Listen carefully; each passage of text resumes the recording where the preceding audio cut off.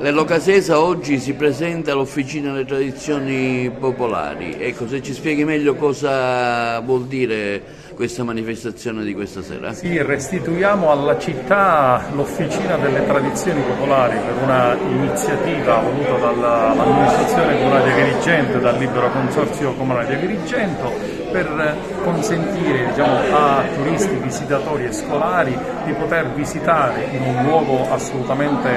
più bello, quale quello della Biblioteca Franco La Rocca, un gioiellino dell'arte popolare. L'Officina racconta attraverso i suoi riquadri un pezzo di storia della città di Agrigento, con il suo Val d'Agragas, ma anche con la storia della sagra del mandorlo in fiore e con gli aneddoti legati alla cultura popolare, impreziosita tutta da un teatrino dell'Opera dei Pupi, che è una delle più antiche tradizioni tramandate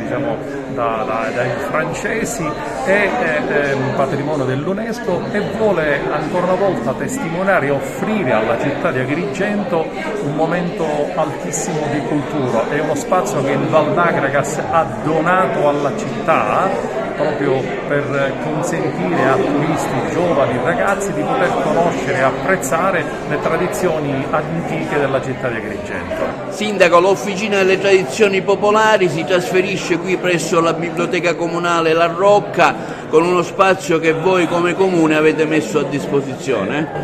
Sì, l'Officina delle Tradizioni Comunali dedicata a Gigi Casesa, di Gigi Casesa, quindi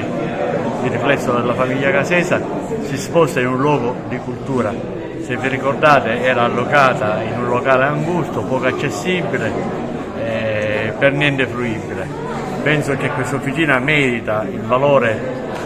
che ha. La Biblioteca La Rocca è un luogo di grande cultura, un fiore all'occhiello per il comune e per la città di Agrigento. Sono contento affinché oggi questa inaugurazione possa essere uno dei tanti eventi che sta facendo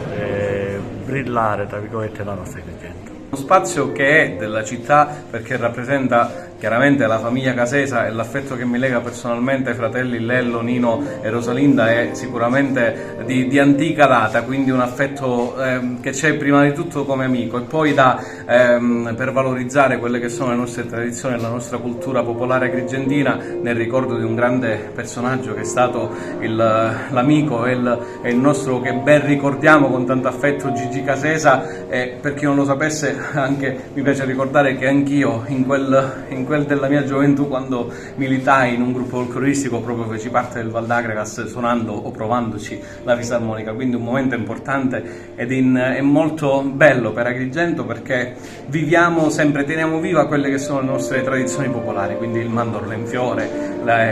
o la sagra, il folklore, ma anche le tradizionali feste come quella di San Calogero, insomma un momento che deve essere sicuramente di ripartenza e che è un momento che ben si innesca nel processo di capitale italiana della cultura. E questo significa essere capitale italiana della cultura, portare avanti le nostre tradizioni, tramandarle ai giovani e non farle perdere nel tempo, proprio nel rispetto di quella che è la nostra identità siciliana e agrigentina. Dottoressa Testone, presente come figura istituzionale del Libero Consorzio a questo evento?